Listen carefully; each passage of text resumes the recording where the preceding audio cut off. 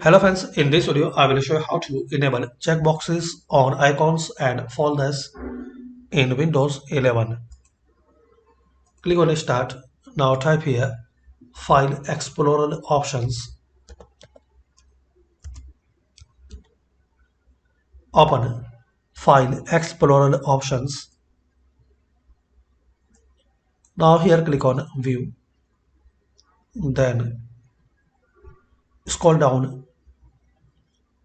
Here is the option Use checkboxes to select items. Select it. Then Apply. Then click on OK. So this is the way guys you can enable and you can show checkboxes on icons and folders in Windows 11.